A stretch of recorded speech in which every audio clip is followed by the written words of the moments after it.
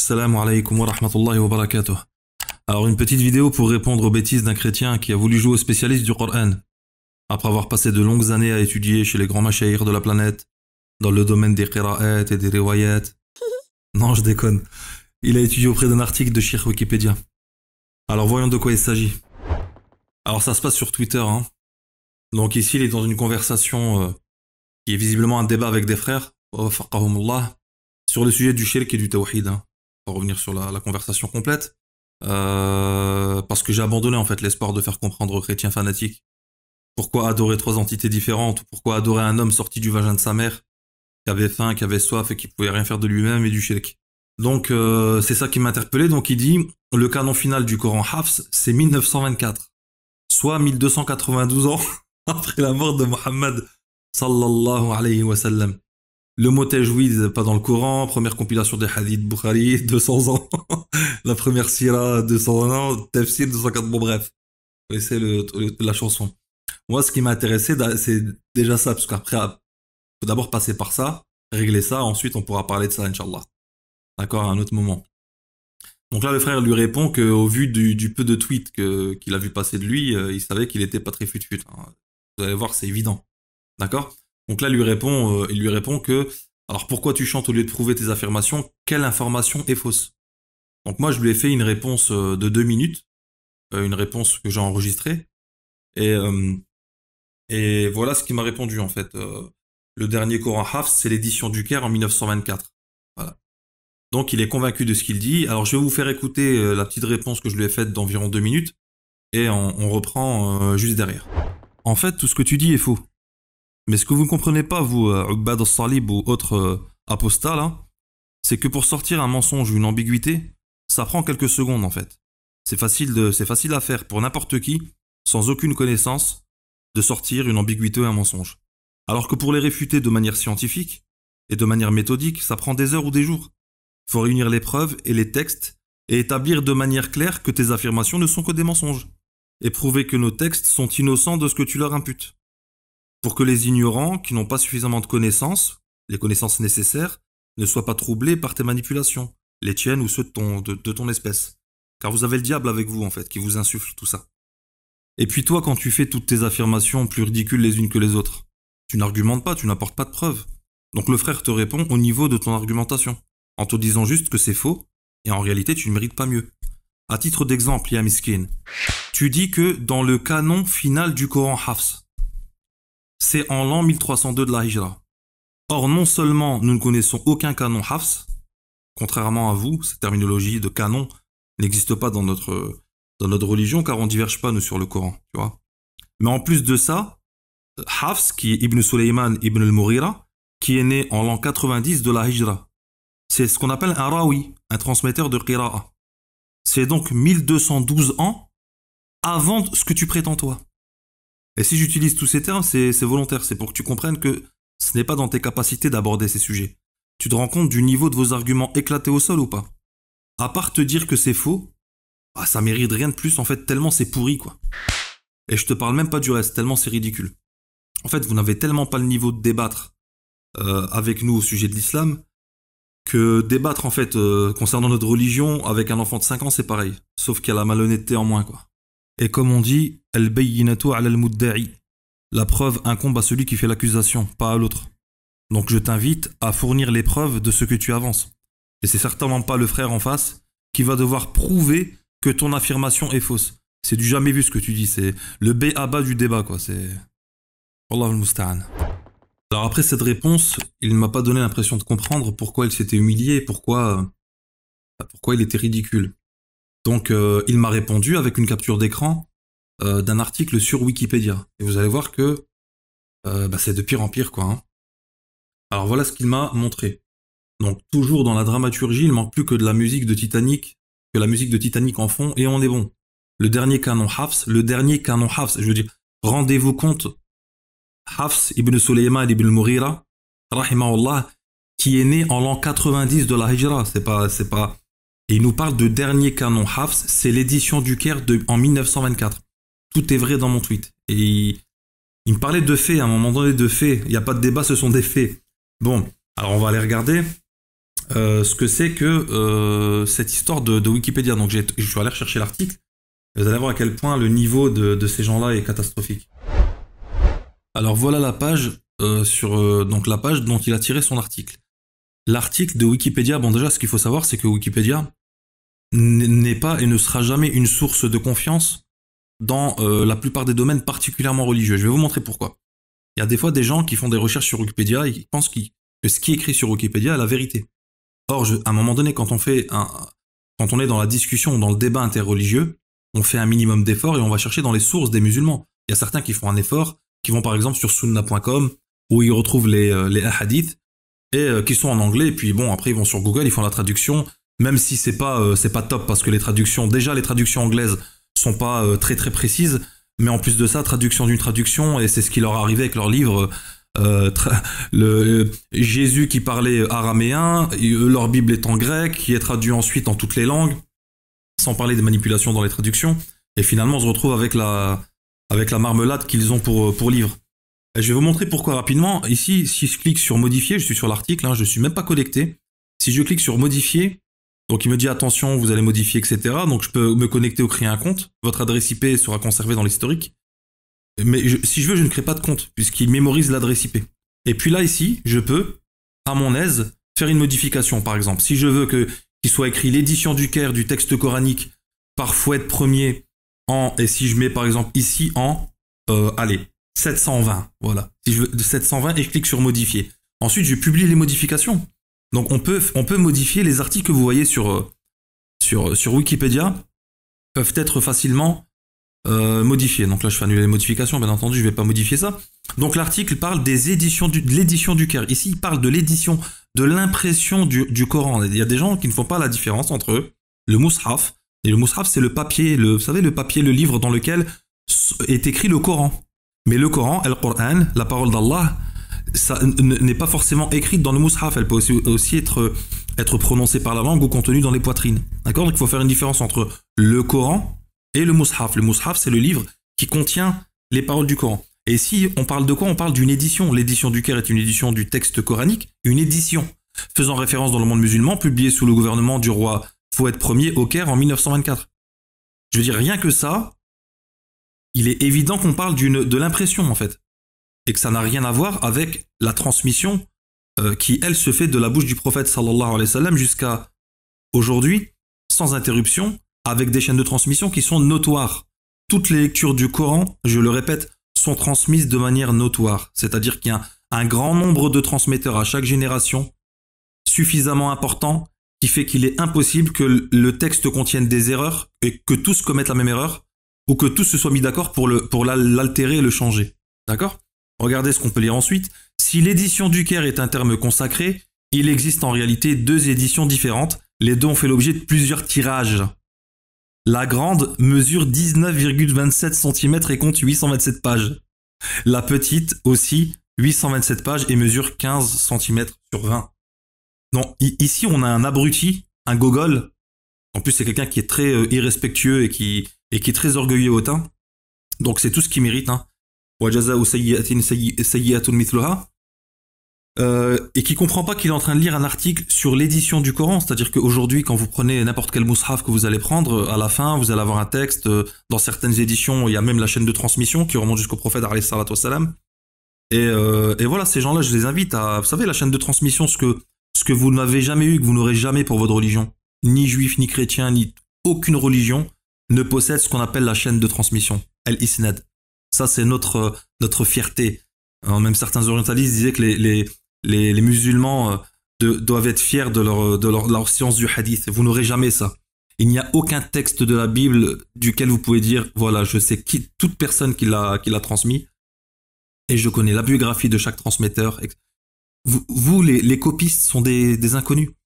Les noms que vous avez attribués à vos livres, ce sont des noms qui sont arrivés bien plus tard, qui ont été donnés par les pères de l'Église. Ce sont des noms, des affiliations à des gens, en fait, qui ne sont même pas les auteurs des livres de votre Bible. Et le pire, c'est que la plupart des chrétiens ne le savent même pas. Donc quand on a une religion basée sur des livres écrits par des inconnus, transmis par des inconnus, on évite de la ramener avec les musulmans, puisque dans toute l'histoire de l'humanité, je dis bien l'humanité, il n'y a aucune information qui soit plus authentique que la transmission de l'islam. D'accord? Donc là, ici, on parle d'édition.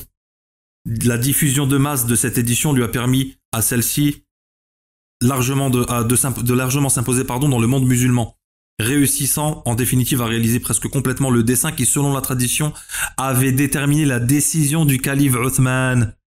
Voilà. 1924. Voilà le pire, c'est qu'en fait, regardez le niveau de ces gens-là. Ils ont un article. Ils sont tellement ignorants, ne comprennent tellement pas ce qu'ils lisent, qu'ils se ruent dessus et qu'ils pensent qu'ils ont trouvé le Graal. Tu vois, le truc Wikipédia, tu vois, genre, les musulmans connaissent pas Wikipédia. Et le pire, c'est s'il avait lu juste un petit peu, elle utilise parmi les 7 lectures canoniques. D'accord? Il aurait, juste en mettant la souris sans cliquer sur le lien, les lectures du Coran sont les méthodes de vocalisation du Coran. Elles naissent du rajout de signes diacritiques sur le squelette consonantique. Waouh, coranique, mais ne sont fixés qu'au Xe siècle. Plusieurs siècles après la mise par écrit du rasm coranique, seul un petit nom et ça c'est faux en réalité, ça s'est fait bien plus tôt. Donc là il parle des voyelles, vous savez les traits que les Arabes avant lisaient parfaitement sans avoir besoin de ce qu'on appelle les voyelles qu'on voit, vous savez la fatha, la kasra, damma, etc. Et selon la construction de la phrase, les Arabes savaient pertinemment comment réciter, comment lire les mots, sauf que pour faciliter avec le grand nombre de non-arabes qui sont rentrés en islam, et ils ont ensuite rajouté des voyelles sur les lettres pour qu'on sache est-ce qu'on prononce un, par exemple, est-ce que c'est bou, est-ce que c'est ba, est-ce que c'est bi. La plupart des gens ne savent pas lire sans harakat. Ensuite, c'est les règles de grammaire et de sarf, les règles linguistiques qui permettent de lire sans problème. Et là, ici, la plus répandue, les 7 lectures coraniques, la plus répandue, celle de Hafs. Voilà. Il aurait compris que Hafs, en cliquant ici, il arrive sur la page ici, qui est dédiée à Hafs, donc Abu Omar Hafs bin Suleyman ibn al-Mughira ibn Abi Daoud al-Asadi al-Koufi, d'accord? Le plus connu sous le nom de Hafs, né en 90 de l'Hégire 709 et mort en 180. Alors explique-moi comment t'arrives à nous sortir que ça date de 1924, que c'est une version soi-disant que ce serait un canon, donc en gros une transmission du Coran qui date de 1924, alors que Hafs, il est né en 90 et mort en 180. Et donc en 709 et mort en 796. D'accord? Le pire, c'est que juste en cliquant sur le lien de l'article, dont lui-même fait une capture, parce que bien entendu, il capture que ce qu'il pense être à son avantage, il aurait compris tout de suite de quoi il s'agissait et qu'on parlait uniquement de l'édition du Coran. Voilà le niveau de ces gens-là. Le niveau d'étude, de compréhension et dans le débat interreligieux de ces gens-là. Une catastrophe. Alors tu vois, je vais te donner une leçon ici pour que tu comprennes un peu mieux le sujet. Quand tu tapes ijaza, donc une ijaza, c'est un document qui est une autorisation, une attestation qui permet de transmettre le Coran selon son shir. Donc tu dois mémoriser, tu dois réciter le Coran du début à la fin de mémoire en respectant parfaitement la prononciation et les règles de récitation. Et puis après, si tu as passé le test, le shir en question, ton professeur, te donne une attestation qui te permet toi ensuite d'enseigner le Coran, d'accord? Il y a des gens qui en ont des dizaines, voire centaines des attestations différentes, avec des chaînes de transmission différentes pour la même récitation, d'accord? Donc là, on va regarder celle-là par exemple. Je vais la mettre en plus grand. Voilà. Et là, comme on peut le voir ici, tu vois, Hafs, il se trouve tout en bas, tu vois. Hafs, donc tout en bas, c'est An Rasulillahi sallallahu alayhi wa sallam, donc d'après du messager d'Allah sallallahu alayhi wa sallam. Et tout en haut, ici, on a le nom, ici, bon, qui est effacé en blanc parce que la personne, elle veut rester anonyme. Mais il y en a des tas, des ijazat, on peut en trouver plein sur Internet, même des gens qui en ont à la maison. Ça, c'est quelque chose de très répandu pour ceux qui mémorisent le Coran. Donc ici, on a toute la chaîne de transmission avec tous les noms, d'accord? Et qui remonte jusqu'au messager d'Allah, sallallahu alayhi wa sallam. Alors, qu'est-ce qu'on trouve ici? Où il se trouve Hafs? Alors, il y a ici Hafs, hein? An Hafsin ibn Abi Suleyman, sahib al-riwaya. Donc, selon Hafs, le transmetteur, Ibn Abi Suleyman, le transmetteur de la riwaya. Et il a pris la lecture de qui? La qira'a de qui? Du qari qui s'appelle Asim ibn Abi Najoud.